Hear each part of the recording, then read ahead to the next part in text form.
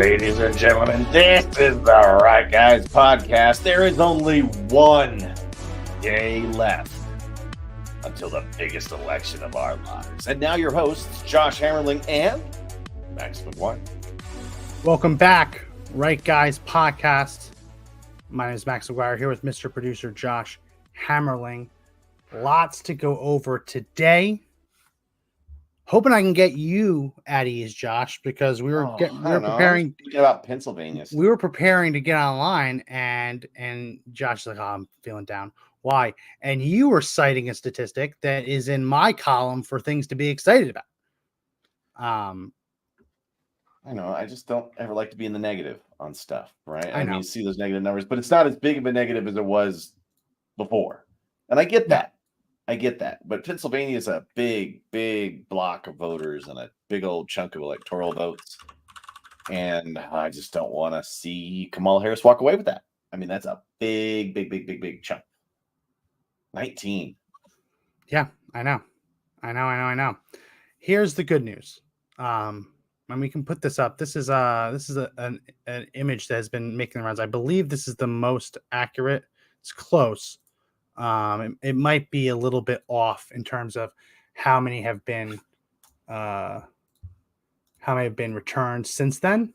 I'll go ahead and share my screen. There's going to be a lot of screen sharing, so bear with us.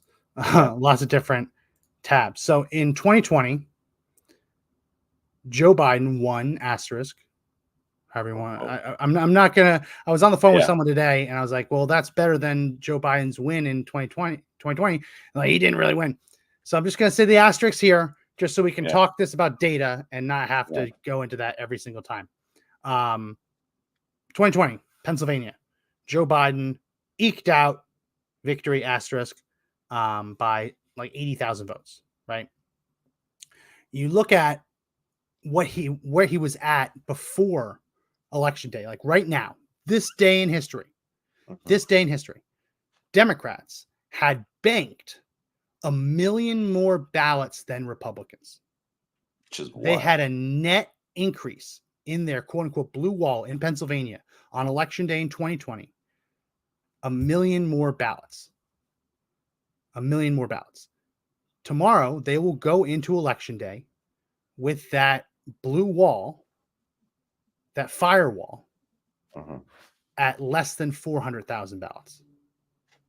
So right now, off the bat, they are doing about 600,000 votes worse than they were on this day before the election in 2020.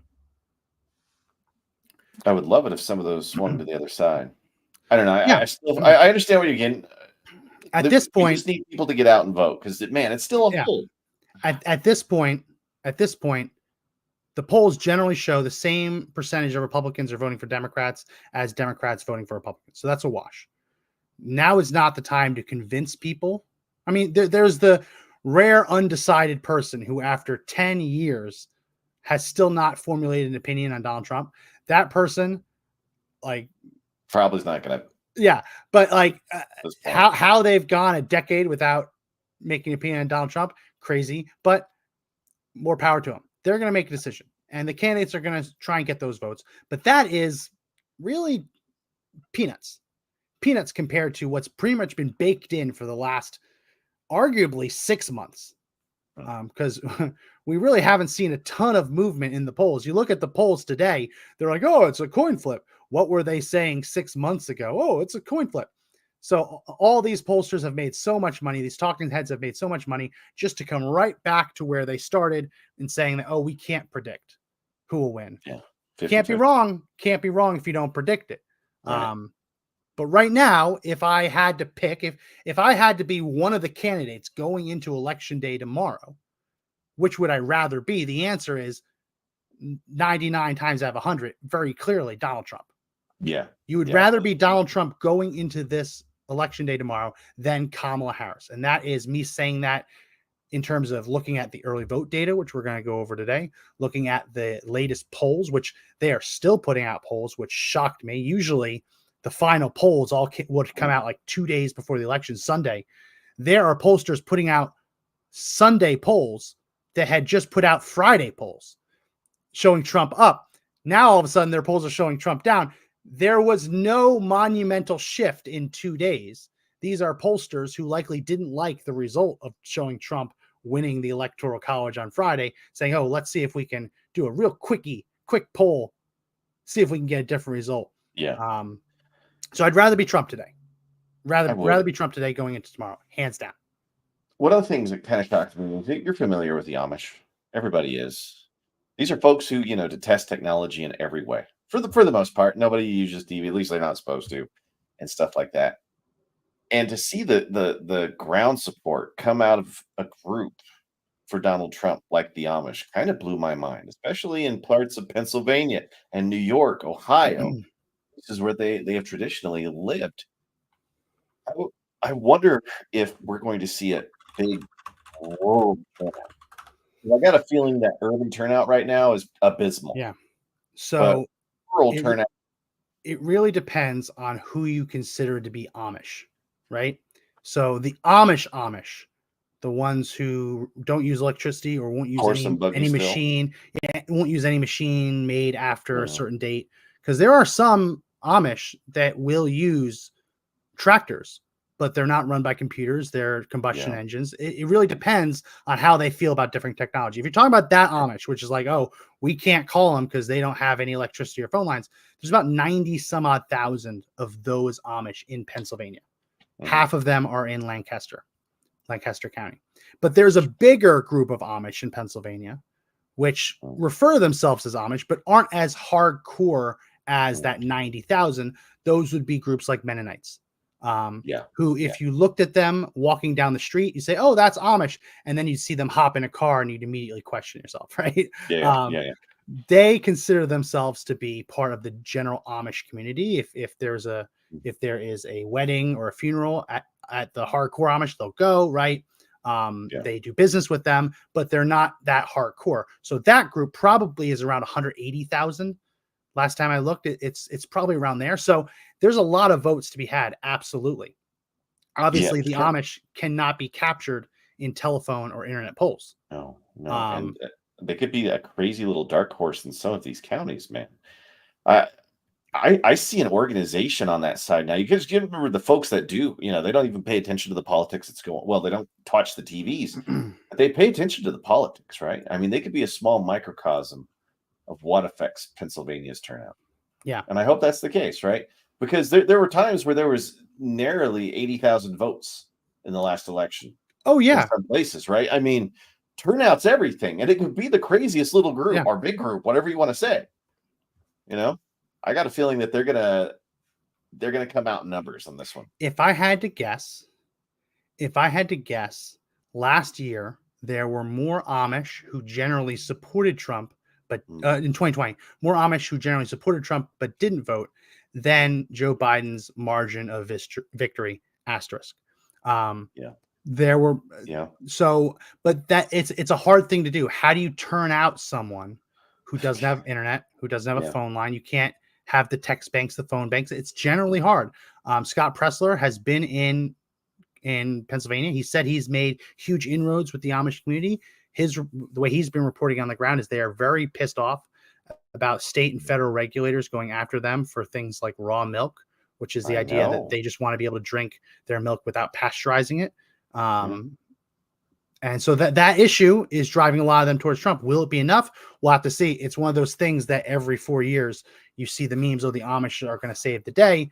And at the end of the election, you're like, oh, well, there actually wasn't that much turnout. Hopefully that's different this time. But in PA, based on the early vote from 2020, which again, Democrats went into election day with a net firewall of 1 million votes. They are going into election day with a net firewall of 400,000 votes. Pennsylvania has also seen an increase in the number of Republican registered voters. For example, Bucks County, famously this year, flipped from blue to red, which that was like a blue kind of artsy suburban Philly county. So there's a lot of things to be excited about, but it's still, I'd say, more than a coin flip. I'd say probably Trump 55, Kamala Harris 45. maybe even Trump as high as 60. It's going to come down to who turns out. I know. It's not a matter of changing people's minds. That was 4 months ago. Now, that was what you had to do months ago. Now it's turning out the vote of people. And what the Republicans have said they're doing is that they've been focused on turning out the low propensity voters, the voters less likely to vote on their own, getting those votes banked. They've ended up moving some of their election day vote into early voting. Now, the left calls that cannibalizing the vote. They're hoping that the Republicans have just cannibalized their day of vote. It's frankly, but if you had to ask me, which would I rather do? Would I rather take election day voters and move them to early voting, or convince people who voted early voting to show up on election day? You'd much rather bank the vote early. Yeah, you want to be sitting on that. You much rather bank the vote early. And the reason that I've explained this, and our former boss, Joe Altman, doesn't generally agree with this. He's in the class of people who do not generally support early voting. He might be okay with early in person, but last time I checked, he didn't like early voting. See, Josh, I don't know if you ever heard this before. I'm a math guy. And no. So, yeah. And so when I look at early voting, I say an early vote is worth 1. Promising me that you're going to vote on election day is technically worth less than 1. Or if you want to be specific, it's worth less than or equal to 1, because anything can happen. Maybe it's worth 0.999. You vote every day, every year on election day, come hell or high water. Great. But guess what happens if your car doesn't start? Yeah. And there's only 2 hours before the polls close. All of a sudden, you're not an election day voter. So it's better to bank it. It's always better to bank it. The only downside is that when you bank it, people like me and you and our equivalents on the left can look at that early vote to kind of gauge how people are voting. And you have a week of doing what we're doing now, looking at where these votes are coming from, who's voted so far, where you need to turn out the vote. That's the only downside of it. But in terms of we want as many votes as possible, an early vote is worth 1. An election day vote that I promise, super pinky swear promise I'll do it, is technically worth less than or equal to 1. It could be 1, or something could happen in your life where you don't vote. Everybody's had to go to the dentist, or kids that get sick. Yeah. It just happens. Your car doesn't start. Your kid gets sick, or we get one of these really random paper shortages that only ever seem to affect election day, right? We're like, you show up there and say, we're out of paper. Sorry, we're out of pens. We're out of ink. It didn't happen, right? Printer's not working. Scanner's not working. That the happens. Plumbing's broken. Our toilet's flooding. That happens every election day. So I've always been of the opinion, bank it, get it in, and then you know what else you have to do.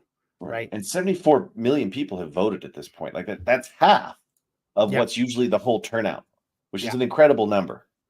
Yeah. Right. And a lot of those numbers look good for Republicans. I know some of you in the comments were here to looking for hope. There is hope. I mean, there is. I mean, I was feeling down on the Pennsylvania thing. That's why Max came out swinging with the good news on it.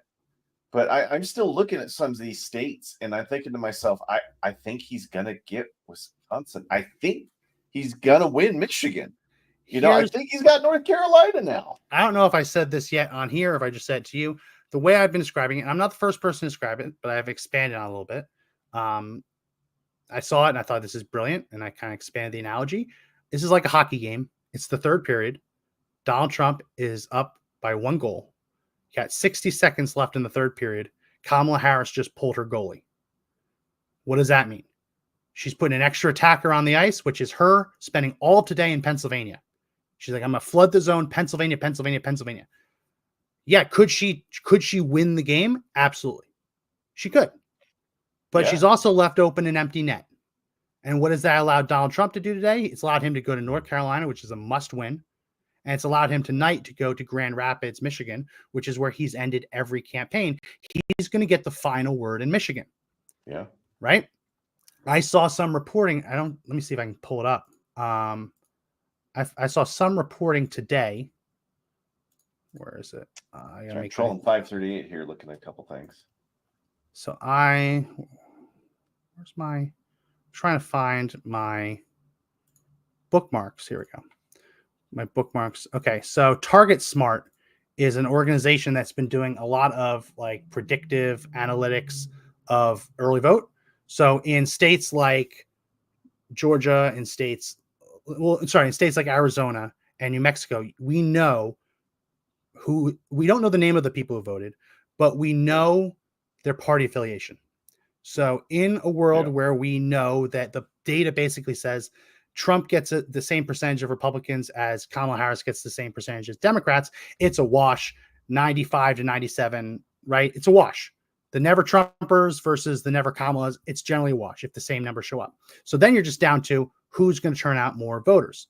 In those states, we can tell. We can tell, for example, in Nevada, they have turned out, Republicans have outvoted Democrats by, I think, 40,000 so far with early already. Now, that could change because there could be people in Clark County, which is where Las Vegas is, Democrats who have that ballot on their kitchen table and are going to go turn it in tomorrow. That's entirely possible, right? But right now, you'd rather be the party ending early voting up by 40,000 votes. Because again, those are worth one. The ballot on the kitchen table in someone's house is technically worth less than one. Maybe it gets covered up. Maybe the dog eats it. You never know, right? You never know. How many times during 2020 we're sitting there and Trump's down like 100,000 votes and you're like, this is just going to be hard to make up. Yeah. Right. I mean, if you go into the fight and you're already ahead, it's a good thing because you captured all of that, right? It's on the table for you. It's already there. Look at it this way. Donald Trump lost, asterisk. He lost Nevada in 2020 by about 34,000 votes. Which is wild. So, right? so to be ending early voting up by 45,000 votes, Republicans, that's a good thing. That's a very good thing. So we'll see. But then you also have to get into where do the independents fall? Yeah, are they going to show up? Are they going to turn out? I mean, are Democrats actually going to show up for this one? Because, I just don't think they've got it in them. They've just been bamboozled by their system. I think there's such a bitter taste left in their mouths from the selection of Kamala that they're just not going to be there, right? This is data from a guy on Twitter, eDataGuy. I don't know if I haven't looked into his model, like what he predicts yet, but in terms of what we already have, I like these graphics because it helps show the difference of where we're at, right? This is Arizona. Republicans have banked 176,000 more votes than Democrats. That is a ton. That is a big lead. That is a ton. And when you know that election day will be more heavily Republican than Democrat, right? Then you start getting into, well, where would the independents have to swing for Kamala Harris to overcome a heavier Republican election day and to overcome this 170 some odd thousand ballot difference? You start saying, well, if Republicans still turn out the way they always had, she'd need to win independents like 65-35, 70-30, which is never going to happen, right? That's not going to happen unless your name is Ann Seltzer in Iowa. No one actually thinks that's going to happen. More on that in a little bit. So again, if you're Trump, you'd rather be Trump going into election day in Arizona than Kamala Harris. Could all the people who voted by mail suddenly realize and show up tomorrow at the polls? Absolutely. Could they all turn in their ballots on the way to work tomorrow? Absolutely. It could still happen. But you'd rather be, at this point, Donald Trump than Kamala Harris going into tomorrow. By far. By far. By far. I mean, it's nice to see some work has actually been done since 2020 on trying to capture the early vote. Because as we've seen, it ends up being kind of it's not a decider, but it's easy when you go into it and you don't have to make up ground, right? You go in leading the race. It's like getting a head start in a marathon, right? And they give you 2 minutes on top of everybody else. Yeah. Even some of the worst, the last place runner is still going to end up doing really, really well, right? I mean, yeah. Let me respond to this. Jennifer Williams on YouTube. Hopefully Republicans can make up some ground in Pennsylvania. As of a few hours ago, Democrats have already cast 410,000 more votes than Republicans in the biggest swing state. Jennifer, that is very bad news for Democrats, because I put this back up the day before election day in 2020. Democrats, the net, and I don't know if you understand net, but basically the election day, the early vote, Democrats had at that point in 2020 cast 1 million more ballots than Republicans had early, right? So Democrats are going into election day in 2024, 600,000 ballots short of what they collected in 2020. So it's possible that 600,000 fewer Republicans vote tomorrow. That's also possible, right? But in a state that was decided by what, 80,000, 60, Yeah. 70,000 votes, 70, 80,000 votes, right? You don't want to be the party underperforming 4 years ago by 600,000 votes. You don't want that, especially in a state where you've seen Republican registered voters increase over Democrat registered voters. You don't want to be that party, right? So I don't know you. I don't like using this analogy because I don't like thinking of anyone as my enemy. But the old adage, never interrupt your enemy when they're making a mistake. If you want to go and celebrate underperforming 2020 by 600,000 ballots, go for it. I'm not going to stop you. Pop the champagne.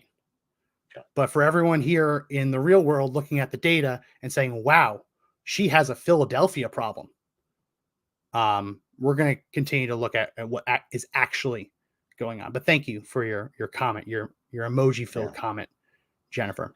And when you look at Pennsylvania, think about all the inroads Donald Trump has made inside inner city groups. Look how he's starting to perform with black men, right? How he's starting to perform with urban women. Like it's not what it used to be, but he's starting to corrode away into what was that blue wall that's up there. And it's going to be interesting how it really shakes out and how the city of Philadelphia looks, or at least the county that Philadelphia sits in, right? Looks at midnight that night, right? When it comes to the vote, how red it's going to be. Because I really hope he takes Pennsylvania. If he wins Pennsylvania, it's pretty much over at that point. So I'm hoping there's another dark horse in there. Where are we at? Georgia? This isn't old data. So this is not up-to-date data. By 2 days ago, the total early turnout had been 4 million. So this data is a little old, but you can see that this data a couple days before, maybe last week, was still showing Republicans outperforming Democrats early, which you don't usually see. You don't ever, I mean, I'll be honest, you don't ever see that. I saw something else today. So we don't have the ability, not every state shows the voter registration of who's voted so far. So some of the times you have to get into modeling, which is where you're going to look at where the votes come in from, and you're going to make an educated guess on what you think that vote is. So, for example, if there is a county that has historically voted 70% Republican, and all of a sudden you're seeing 90% turnout in that county, which there are some counties like that, where like almost everyone in the county has cast a ballot. It's crazy. Those aren't Democrat votes, right? Those are Republican votes. Likewise, if you say, oh, wow, this precinct in Detroit that's 90% Democrat is hammering away at turnout, you can assume that those are Democrat votes. So Target Smart, which is an organization that's been doing this year, looking at the political data, trying to analyze where they think it is. Target Smart came out and said that they believe as of yesterday, that the early vote projection in Michigan, that Democrats were only leading by 3%. It's the margin of error. Yeah, and that's a big deal. Now, who would you rather be in this scenario? Would you rather go into election day when you know there's going to be a lot of Republican voters? Would you rather be up by 3? Or would you rather be Donald Trump down by 3 on this analysis? Say, oh, wow, I'm going to get all those Republican votes. I could actually pull this thing out. Now, again, this is one voter projection from Target Smart looking at the data of where votes are coming from so far, but it's still an interesting data point to look at because it fits what we've seen from these other states we've already talked about, what we've talked about, Nevada, Arizona, Georgia, where we see Republicans either keeping up or outpacing Democrats in terms of early vote. And what we went through on our podcast last week, which I'm not going to rehash because it's a lot of spreadsheets, so it'll make your eyes glaze over. I love Republicans haven't cannibalized their day of vote that much. No. And they've gotten more low propensity, no propensity, unlikely voters to vote early than the Democrats have. And in a world where we're seeing polls coming out every day now saying likely voter, likely voter, likely voter, guess what those likely voter polls don't capture? Likely voter polls do not capture the vote from a low propensity voter because by definition, they are not a likely voter. But the ground game, going to the house, knocking on their door, calling them, texting them, getting that ballot in, defies the poll, right? So you can't capture the low propensity, no propensity voter in a likely voter poll, which is why it seems a little weird to see these polls coming out saying, oh, Kamala Harris is leading by 4 in Arizona. And I'm looking at the Arizona data. I'm saying Republicans are knocking it out of the park with low propensity, and they've banked 170,000 more ballots. What are you talking about? Right? We've kind of reached the point where the early vote, the data we have, completely defies some of these latest polls that are coming out. Yeah. Max, according to Atlas research, Atlas poll, 44 or 45% of people are day of voters. Yes. Right? 45%. Going into an election where you've already banked a third of votes for your overall election, you can start seeing the direction that people are starting to want to select the president, right? So I'm really hoping that turnout tomorrow is very Republican and not very Democrat. And Democrats have a tendency to lean towards the early vote, mail-in vote. But that large day of numbers scares me because there could be that moment where we go, oh shit, where did 5 million Democrat voters come from? Sure. Or we see just the opposite, right? This is 538. 538 ABC News, right? You look at their data, what their data says, Trump winning in North Carolina, in Georgia, right? Yeah. In Arizona. You look at their Pennsylvania numbers, technically their Pennsylvania numbers have him up 0.1%. 0.1%. So they have it as a tie, which for all intents and purposes, it's a tie. But you'd rather be the person up 0.1% than the person down 0.1%. Right? So this feeling of like they're deliberately trying to get Republicans to stay home, right? That's always been, and we've talked about this just the other day. Yes. I mean, they always put these polls out to make sure that you don't turn out, right? We talk about turnout being everything. Don't forget that the propaganda that's going to be fed to you to stay home. And that's what these polls represent. That Iowa poll that we were talking about before we hit the air, where it was just she leapfrogged him overnight. Like, what happened? Did he go out there and drop something on a stage that ruined his entire chance? No, it never happened. This is just fluff. So let's talk about it. This came out over the weekend. Democrats were crazy excited about it. Ann Seltzer, who is largely in the polling community considered to be a gold standard pollster, came out with a shock poll showing Donald Trump down by 3 in Iowa. Now, that poll had leaked to Democrats before we all saw it. And Democrats had spread it around themselves and had tried to basically push this narrative on social media that if the poll says that Donald Trump is winning by X amount, it's good for him. X amount, it's not good for him. If Kamala's winning, it's over. And they spread this narrative that if the poll shows Donald Trump's underperforming in Iowa, that means he's in trouble in Wisconsin, Michigan, and Pennsylvania. Which I guess technically possible. You could say it's maybe a similar kind of voter. It's entirely possible, especially in neighboring Wisconsin. I could see how you'd make that argument. But she dropped this poll of +3 for Kamala Harris. And you know me, my bullshit detector goes off immediately. Like, whoa, Donald Trump won this by like 8.5 points in 2020. Voter registration in Iowa is R+10. I think it's actually R+10.4. To come up with a D+3 poll in Iowa is crazy. Then you look at what poll did she put out earlier this year. After the debate, she put out a poll showing Donald Trump +19 over Joe Biden. Like, why did she feel the need to put out that poll? You start saying, oh, was that a poll designed to push Joe Biden out of the race? Right. Was she at a Diddy party? Seems like that was a poll that was designed to push Joe Biden out of the race. Kamala Harris gets in the race. She pushes out a poll saying that Kamala Harris and Donald Trump are tied. That seems like it was designed to perpetuate this narrative of Kamala Harris is surging when everyone is like, what are you talking about? Now she comes in with Kamala Harris +3. And I want to give you a chance to talk before I dive in because I don't want to monopolize. Well, we talked about the AstroTurf, right? This is just artificial air, right? This is just trying to inflate some sort of Kamala Harris happy balloon that's just not there, right? Because we know the inside is hollow. Not the happy balloon, trying to make conservatives down in the dumps depressed, not even want to turn out. Oh, well, yeah. The happy balloon for Democrats, sad balloon for, we'll call it the sad balloon for Republicans, right? And that's the whole point. But it's empty, right? All you got to do is push back and vote. Yeah. But she's loyal. She's a loyalist. Yeah. She will. We've seen this before at her. Go ahead. Dive away. Here's the question.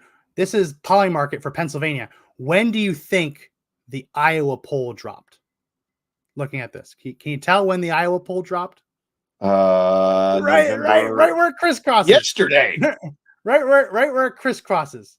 Yeah. Like, Yeah, well, I was trying to see the date and I'm like, what? Yeah. Isn't that today? It crisscrossed, and then everyone says, what are you doing? Like, it crisscrossed right here. Kamala Harris took the lead. Yesterday. A poll Iowa gave Kamala Harris the lead on betting markets for Pennsylvania. Everyone's like, what are you talking about? No, one lady in Iowa doesn't get to call Pennsylvania. So now it's kind of normalized back to Donald Trump up to where it was beforehand. But when you look at Michigan, for example, it hasn't. You had a sharp drop here. It even affected Michigan. You can see the drop in Michigan.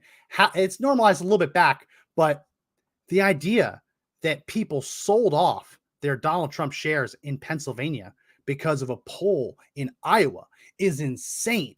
I mean, like if you're going to bet on these markets and you really feel it, you need diamond hands, right? You need to hold this till the very end. The idea that people lost money because of this Des Moines Register poll is crazy. Here's the first thing I'm going to mention. This is from her poll. Was there ever a time you supported Donald Trump? She asked this to people who said they aren't. 16% said yes. Then she asked them, do you consider yourself a never Trumper? 67% of the people who voted no, said not going to vote Harris in her poll, said they're never Trumpers. That is insane. Never Trumper, that's a moniker that's typically given to a very small slice of Republicans who are like the Nikki Haley, the Ron DeSantis type of Republican. So right here, you start saying she filled this poll with never Trumpers. That's weird. Then you start looking at some of the other data. This was put in by Ryan James Gerdusky, the crosstabs. So the number on the left is what her poll says. The number on the right of that slash is what the 2020 exit poll said. Oh. So 2020 exit poll says that Iowa is R+8. That's how Trump won. Her poll is D+3. That alone, 11-point switch, should give you real pause. Say, hey, do you think we should release this? Yeah. In 2020, senior women, female senior citizens, voted Democrat +6. In her poll, they voted Democrat +35. That's monstrous gap. That's the kind of thing you say, did I get this wrong? Am I the problem? Yeah. When she hit publish, that's her saying, I'm not the problem. They're all the problem. Sure. Male senior citizens voted Republican R+32 in 2020 in Iowa. Her poll says R+2. Independents, a little bit smaller of a jump, but she jumps from D+4 to D+7. Women voters, she has it jumping 17 points to the left versus where it was in 2020. But men, she has Donald Trump losing 5% on male voters, which again, there is nothing in the polls to suggest this. So Donald Trump is losing, he's losing a quarter of his male support of the margin, right? And Democrats are gaining 17%. Like, what are you talking about, right? The rurals, she says, the rural Iowa is turning on Donald Trump. Lost 8% there. There's no way. It says he lost 26% in the suburbs, that he lost 5% in terms of no college voters, which again, the data doesn't suggest that, and that he lost 23% in terms of college graduates, which again, data doesn't suggest this. This is a complete, blatant, flagrant outlier. Complete, flagrant outlier. Well, we know the why. Like I always ask, why would she do this? We know why she did that. She's trying to make it so that you don't show up. She's trying to make you nervous. She's trying not to get you to take your neighbor to go and vote, right? Well, here's the thing. I think she genuinely thinks she did a good job. She has not weighted her poll in terms of what's called recall vote. That's something that started happening this election cycle. Maybe a little bit, but it started becoming a norm this election cycle. That it's not good enough to say, I have the right amount of Republicans, the right amount of Democrats, the right amount of independents.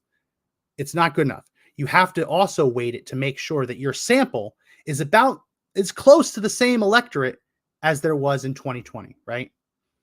So if you, let's just talk about this, right? Yeah. Her poll. Donald Trump won Iowa. I believe he won Iowa by about 8.4 points in 2020, about 8 points.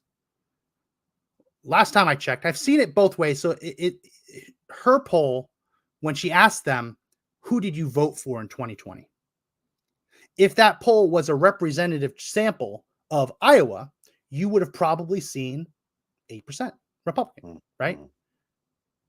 Her sample was D+3. That is an 11-point swing. Her sample is 11 points off. That's recall. Irresponsible. It's almost on the verge of lying. Oh, sorry. Yeah, it was. I think it was D+5 in terms of who did they vote for Biden. So it was off like 12 points, 13 points. Come out the gate swinging like that. Yeah. When you are off, when your sample is to the left of the 2020 electorate by 13 points, you have a problem with your sample. Now, this isn't a state that has seen drastic, crazy changes to their population. This is Iowa. This is Iowa. They have a Republican governor. So it's not like Donald Trump won the state by 10 and it drastically swung to the left. They have a Republican governor, right?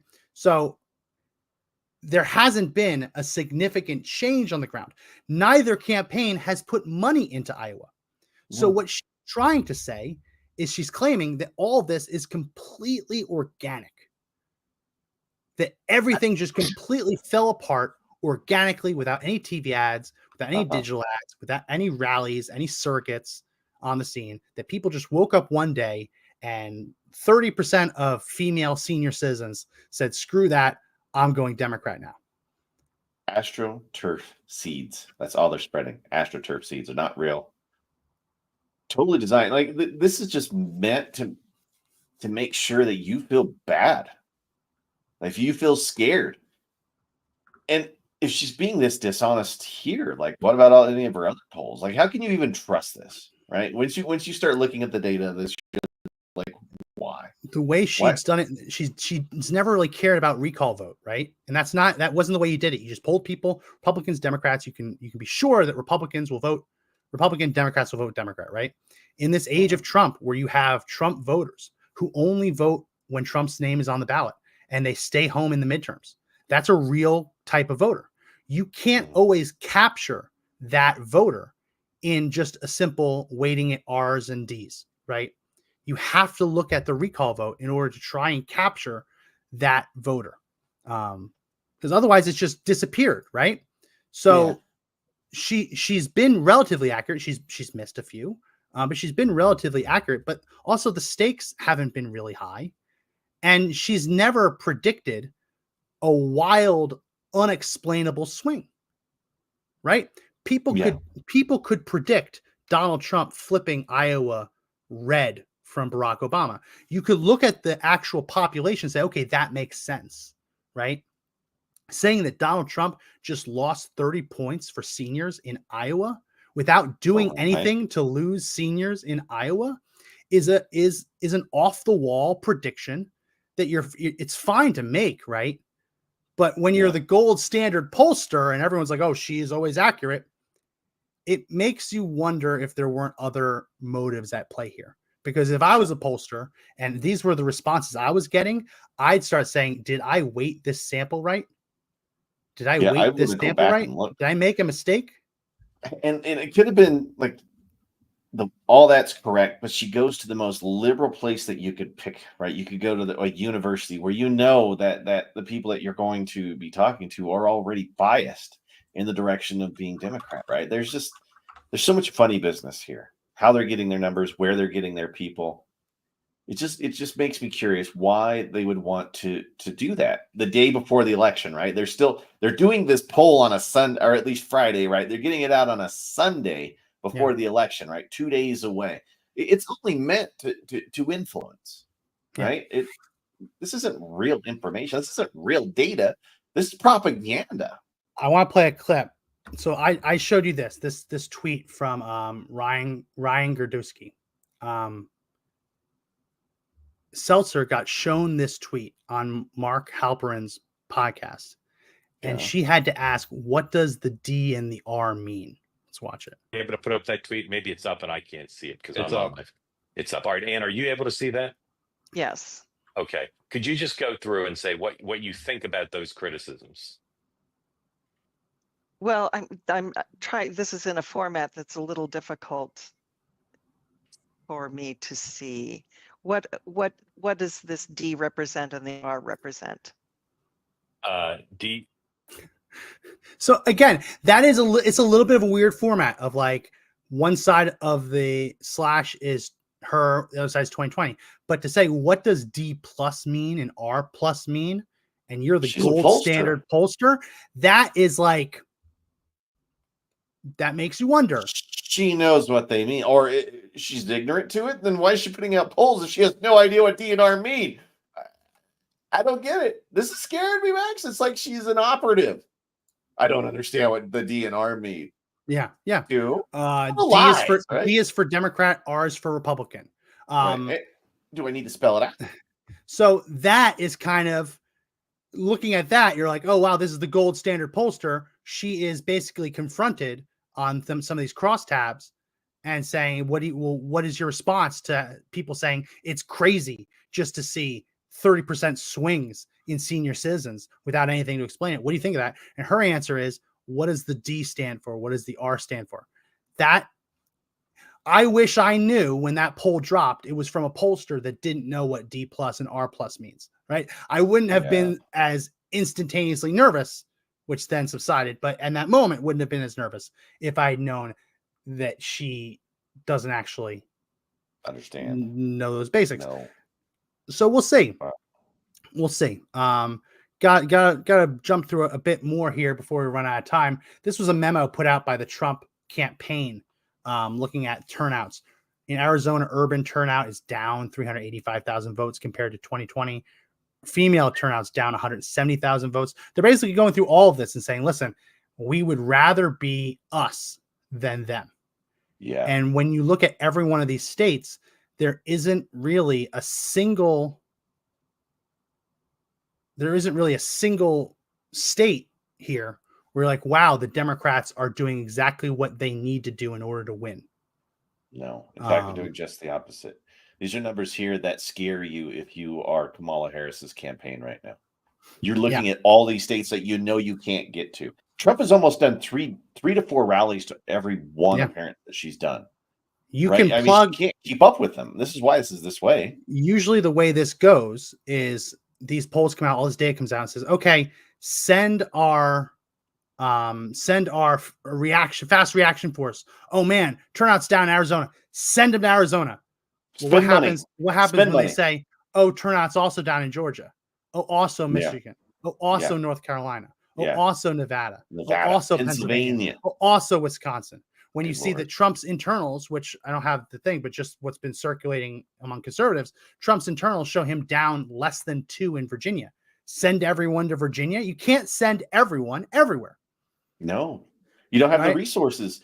And this work should have been done already, right? If you're Kamala Harris, if you're the Democrat Party, this is work that should have been done already, because that's the way they won the last election, right? Their early turnout was huge, and they just glided through. Yeah. If I'm Kamala's people, I don't even know where to put the money. I was seeing odd ads here in Colorado during the game last night. We talked about this off the air, and I'm getting Kamala ads, like 3 for every 1 Trump, even in Colorado. Look at it this way. On Saturday night, Kamala Harris was flying to Michigan for an event in Michigan. Her plane turned around midair to go to Saturday Night Live instead in New York, to do a stupid little segment that basically just copied a segment that Donald Trump did, the Mirror segment with Trump and Jimmy Fallon. She abandoned Michigan midair, like to go to Saturday Night Live. That tells you that you don't do that when you're ahead, right? No. Also notice, who else did they put on Saturday Night Live on Saturday? Tim Kaine, Senator of Virginia. He went on and did a segment. Random. Sure. Hillary Clinton's vice presidential running mate, right? Yeah. He's a senator of Virginia. I can't go on Twitter, Josh, without seeing an ad from Tim Kaine warning that they haven't hit their fundraising. Right? He's advertising to everyone. Donate. When you also recognize that, okay, Trump's internals show him in striking distance in Virginia. Early vote, people in Virginia are saying early vote's looking more like when Youngkin won versus when Biden won, based on where votes are coming from. I think it's Virginia. Good Lord. It's all, it's put a fork in her, right? It's done. I mean, the same call that went out that got Kamala Harris to turn around midair to go to New York is the call that got Tim Kaine to go to Virginia and to go to Saturday Night Live. And that is not a call of, oh, we're winning, right? No. That isn't like we're winning, let's go have fun. That's, you need to give Tim Kaine free airtime and open up his opponents to get free advertising, right? They felt like it was necessary. It's like you're on your way to a battlefield. You know that you need to get there. There's a chance you could win. There's a chance you could lose. But at some point, you weigh it and you say, is it worth going? And her turnaround in the middle of the air was her saying, we're abandoning Michigan, right? I'm willing to abandon Michigan here because I feel like it's already a loss. Yeah. Then I'm going to turn around and try to keep New York. I mean, what's the play there? To get her the national office, to get her Virginia, to get her Wisconsin, to get her what? I mean, there was no positive there. It's like when Trump went on Rogan, it was nothing but a positive. I said, there's nothing that's going to happen that's going to hurt him in this. People just see him being normal. What was the purpose of going on Saturday Night Live? Is it because she was afraid that New York's out of play? New Jersey, the East Coast, Georgia? I don't know. There's nothing there, man. It's an odd pick. It's like she just wanted to go on Saturday Night Live. She wanted to be on TV. Well, here's the thing. You're in a rowboat. When one hole pops out, when one hole starts leaking, okay, shove a finger in it, shove something in it, leak it. Yeah. What happens if all of a sudden you have 10 leaks? Right? You can't reach everything. No, so rather than going to one state, you go to Saturday Night Live where you can be broadcast into every state. Right? That's the play. Yeah, that's the play. That's the play. I think she probably ekes out a victory in Michigan, but it's going to be very, very close. It's going to be very, very close. Do you think her side's that confident that she has Michigan, that she can just turn around on a rally? No, not that. It's a terrible play on her part. Yeah. And the idea that came to her that last minute. Yeah. Right. That's also crazy. Like, what's involved in that conversation? What are those calls like? Because Otto von Wienis is back. He's saying it's all over. All indications show a Kamala win. We're not going to go back over all the data, buddy. If you think it's better to be going into election day in Pennsylvania with 400,000 net votes ahead in early voting than it was in 2020 with 1 million, there's no helping you, buddy. Do you think Otto's bald? I think he's probably bald. He's probably bald. Yeah. I mean, I've heard from people that they say there are swing counties in New York that were plus 15 Biden, and now it's a toss-up. Now, do I think he's going to win? Trump's going to win New York? No, right? He's not going to Do win. you think she's afraid of losing New York, though? I think it could be significant enough for Republicans to take certain House seats. Yeah. That's entirely possible. Sure, there might be that. Like you look at George Santos's seat, that was probably leaning more Democrat, even though he was a Republican, just because of the scandal. It's entirely possible Republicans win that back. He's not going to win New York outright, but we've also seen it in California. Trump is outperforming what Republicans are supposed to be getting in California. So he's not going to win it, but you start saying, okay, there are actually decent odds of if Trump wins the Electoral College, he could actually win the popular vote as well, just because he's made up ground, not enough to take the states, but enough to make up ground in New York, in California.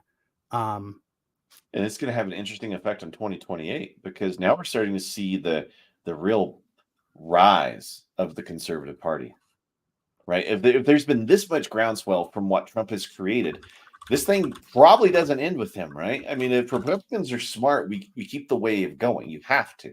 And I'm really hoping this is a long-term change, right? I really feel like that the left and Otto von Wienis and all that stuff are going to start realizing that their world is starting to get smaller around them, right? That the support that they have forced people to give them, right? And let's not forget that Democrats use coercion to keep you in line, right? With the things that they want, like men in people's bathroom, like men and women's bathroom, men and women's sports, abortion everywhere.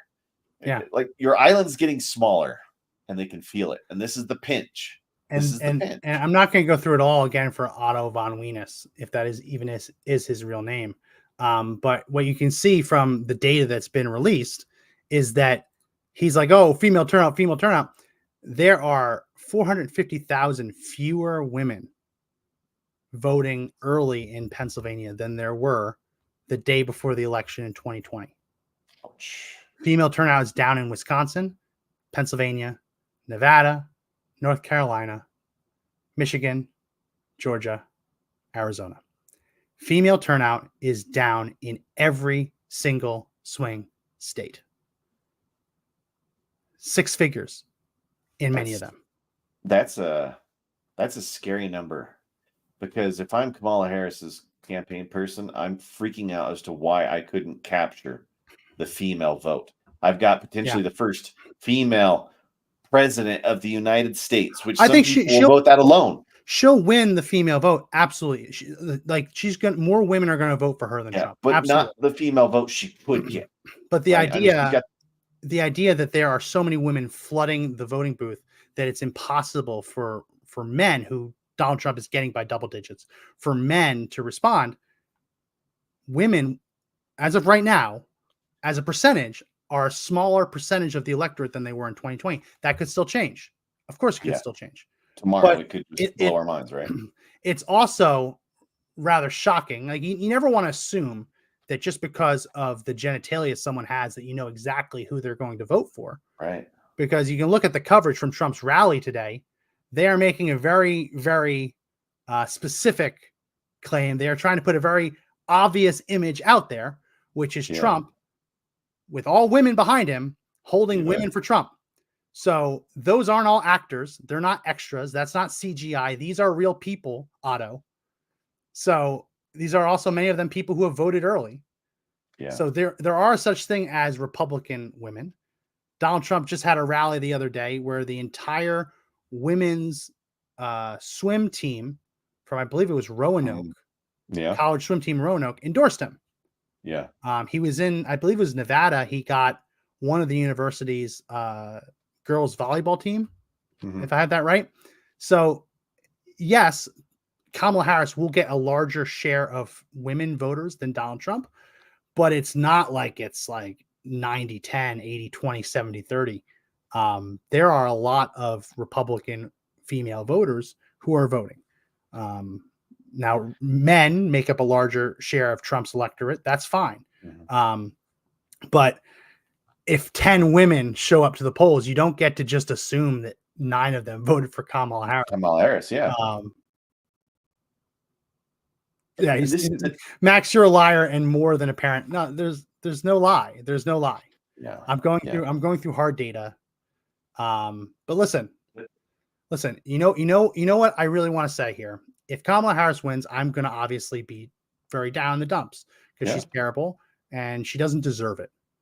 She didn't actually run in a primary. She didn't beat out her peers. It was handed to her because she helped cover up the obvious mental decline of her boss. She doesn't deserve it. If she wins, it won't be the end of the world. I just hope that if and when Donald Trump wins, that people like Otto Wienis don't do something really horrible to themselves. Yeah.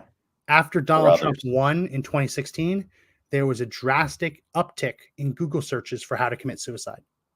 I hope, I pray that Otto, you don't fall into that category, because if you are so certain that you know what's going to happen, when the opposite happens, I don't want you to be completely devastated. I hope that you go into this understanding that right now Donald Trump is winning. And let's not forget, if you had to pick which one you'd want to be going into tomorrow, all of the data says you'd rather be Donald Trump. Yeah. You'd rather be Donald Trump. I know a lot of people that are issue voters. Like they will wait until the day of. And I know it sounds crazy that there's some people out there who still don't know who they're going to vote for president, but they do know what they want to vote for when it comes to issues like immigration, the economy, inflation, taxes, right? You fill in your issue. This is probably going to be one of the most shockingly issue-based turnouts we've ever seen, because people don't want a bunch of illegal immigrants in the country. Yeah. And again, it's going to go counter narrative to every crazy liberal out there. So please don't hurt yourselves or others when you see this stuff, because people will be voting issues this year. And Kamala Harris has no stance on any issue that has made remote sense. When asked about the economy, she just tells us that she was raised in a middle class family, even though she's probably raised fairly wealthy. The only thing I'm happy about is that after tomorrow, a pretty significant chance I never have to hear Kamala Harris say that she was raised in a middle class family ever again. We both just said we hope you don't. No one has wished you to do that. We said we hope that you don't. We hope that you don't fall into the category of leftists who are so certain about the result that when it doesn't go their way, they fall into what we just mentioned, which was a drastic uptick in research of how to commit suicide. I hope that that's not you.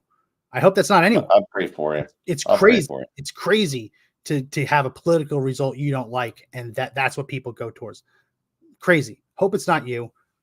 Genuinely concerned, though, that you seem to hear like half the words that people say. Well, I mean, hopefully for them, like I wish the best for them, whoever they are. Like, now he has been a troll who comes back like weekly. That's how you know the message out the right way, because even they I mean, we had Todd Fossey on a couple weeks ago, and he's like, you guys are on the front lines, right? We're all on the front line with this election, because the outcome is going to be wild, gang. And whatever the outcome is, people do stupid stuff. So pay attention to what's going on election day. Make sure that if you see something, you say something. I mean, this is stuff I don't want to have to mention, but you have to. Well, let's end with just the Real Clear Politics average of polls. This could still shift a little bit, but it seems pretty locked in. Arizona, Trump up 2.7 in the average of polls. Nevada, Trump up 1. Wisconsin, Kamala Harris up 0.4. Michigan, Kamala Harris up 0.2. Pennsylvania, Trump up 0.3.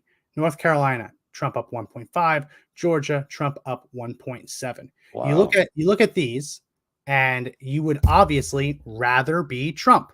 If that's the result, Trump is president, right? If the Real Clear Politics average of polls is the result, Donald Trump is president.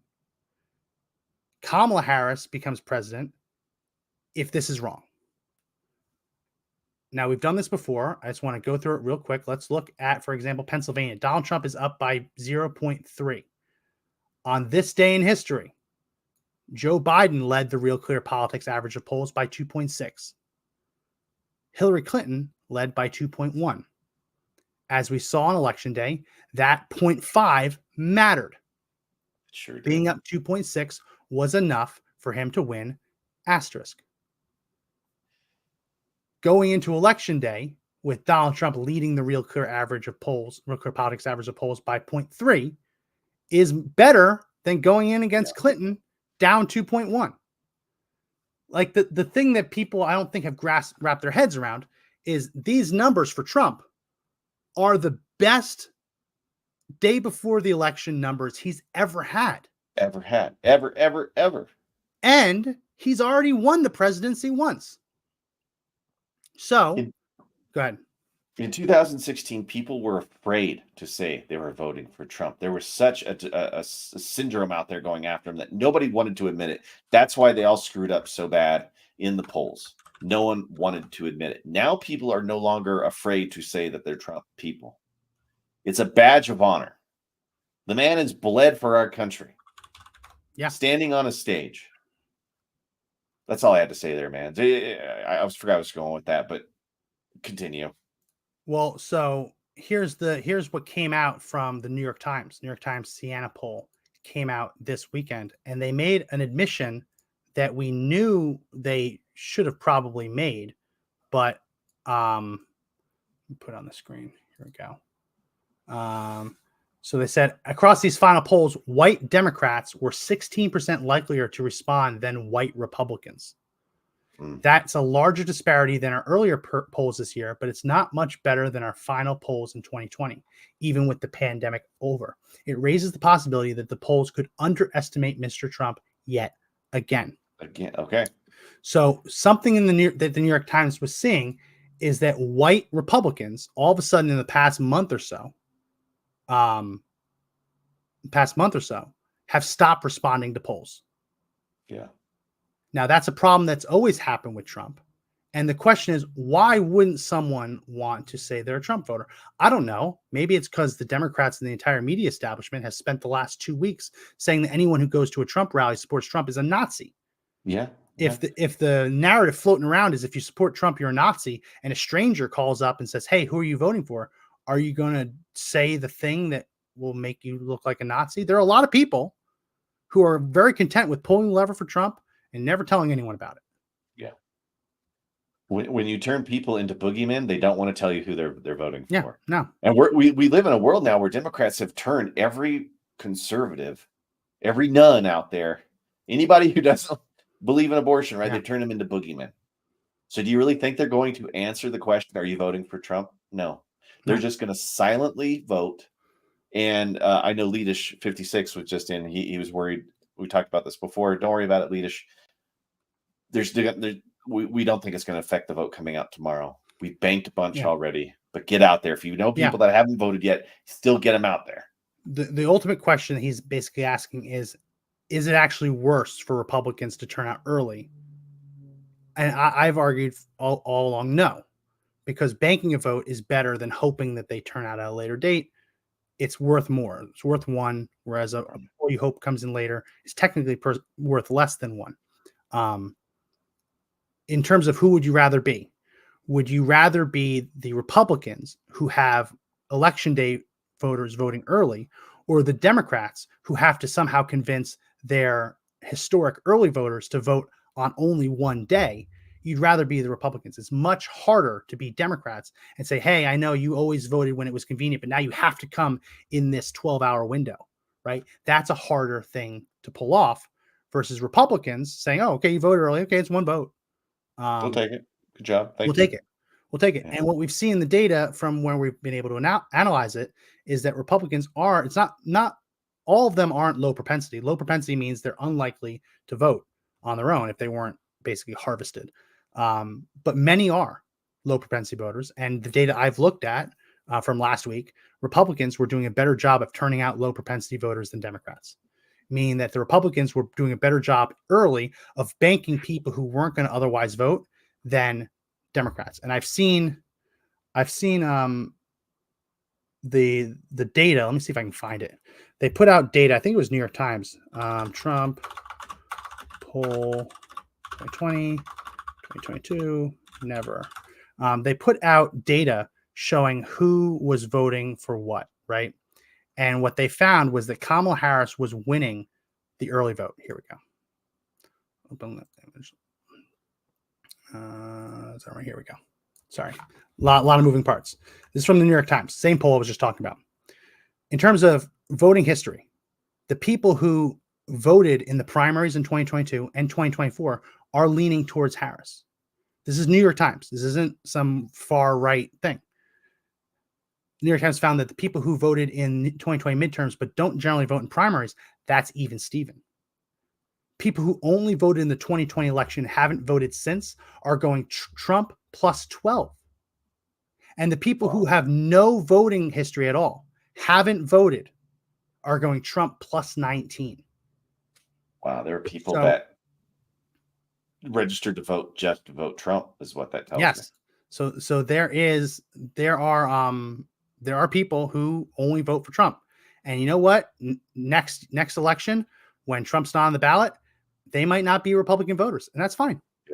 Yeah. Right? That's fine. But right now they are. And right now, no voting record is going to Trump massively. So every time you can turn out that low propensity voter, do it. And realize no voting record, that also includes people coming of age, 18 years old. Yeah.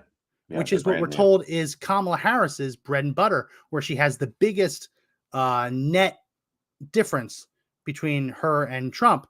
She has the biggest margin in terms of she's turning out a ton more Gen Zers, right? Well, when you also include all the people of other ages who have never voted before, it goes Trump plus 19. So, wow. There's good news. There's good news in the data, but it really comes down to you have to vote. You have to vote. You have to get people out to vote. If you have a loved one, get them to vote. If you have a friend, get them to vote. If you can go and volunteer at your party headquarters, the phone banking, text banking, go do that. If you can knock on doors, knock on doors. Now's the time to do it, right? It could go either way. Kamala Harris could win. It's entirely possible, right? I'm prepared for both outcomes. The data, I wouldn't bet on it. Like the data and even just the vibes, I wouldn't bet on it. But she could absolutely win, right?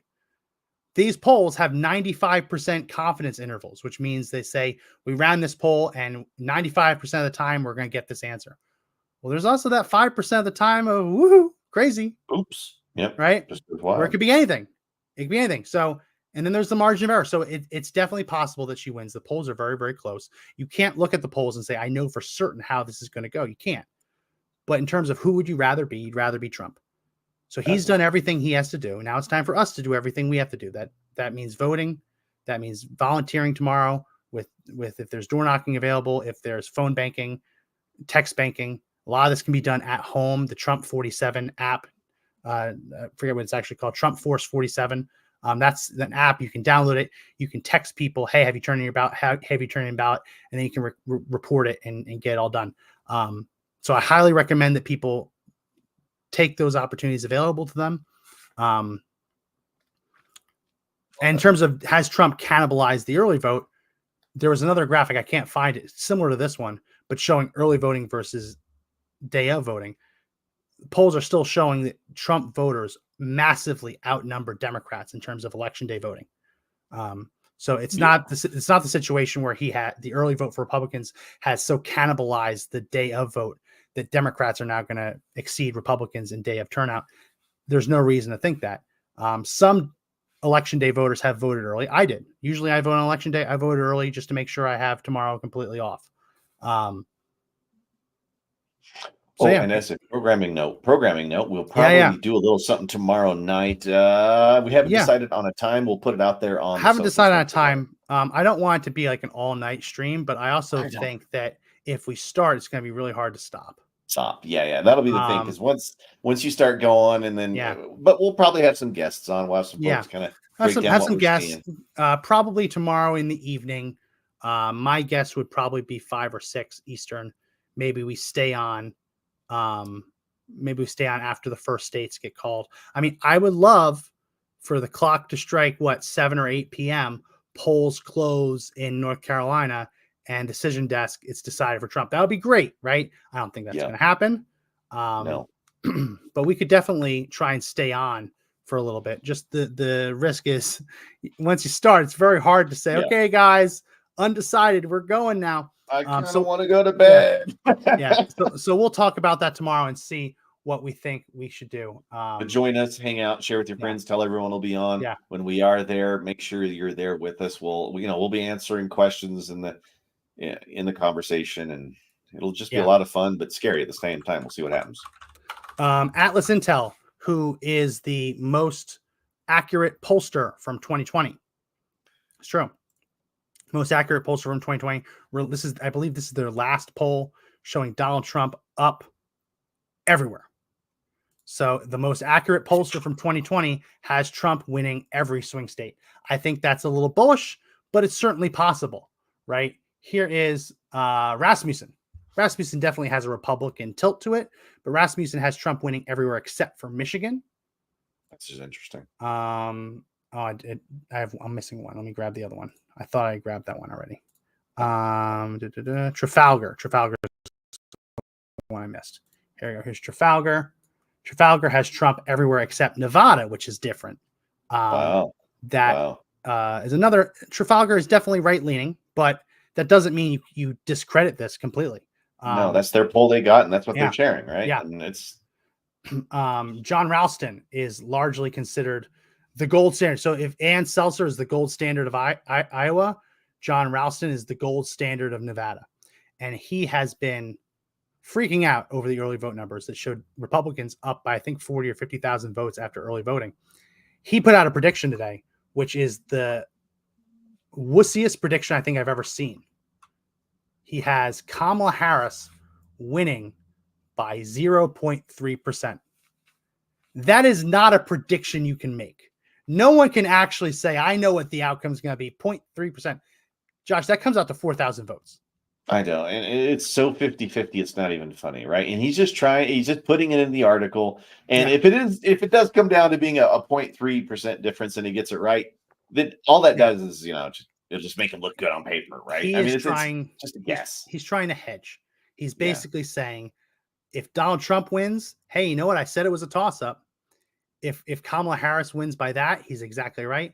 If Kamala Harris wins by more, then his only fault is not giving her more credit, right? So it's like the perfect kind of hedge for someone who obviously wants her to win. But I thought that was really funny, especially given what the results are.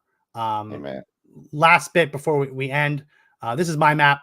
This is the map that I woke up today with, and I'm feeling like it's going to be the map. Honestly, I could switch Wisconsin from Michigan. Michigan's possible. Donald Trump has his Grand Rapids rally. He's going to get the final word in Michigan. But if I had to guess, like this is my map. Now the map I'd love to have is this map, which shows Trump winning the whole. Well, let's give him Virginia too. This is the map I love. But gun to my head, what do you think it's going to be? Probably wins Wisconsin, Pennsylvania. And the reason for that is Wisconsin he's traditionally done so much better than the polls. He's within striking distance. I don't think that they've done enough in Wisconsin, and Kamala Harris isn't there today. So my biggest prediction. Do you have a map?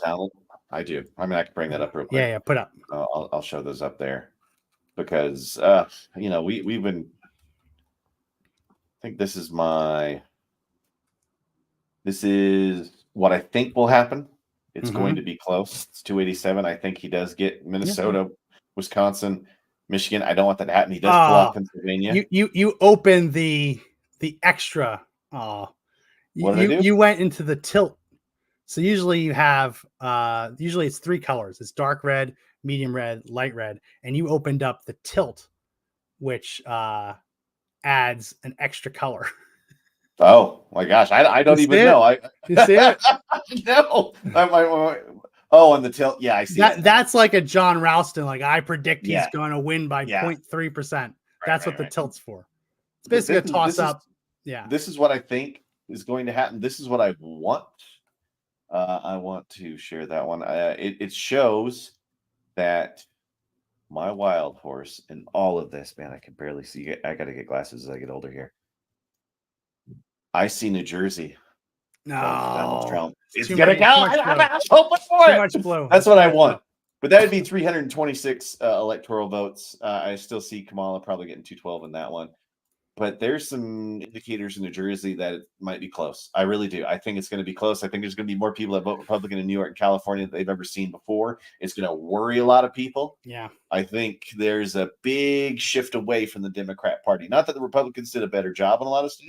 It's just the Democrats have been so bad for so long that it's over for them.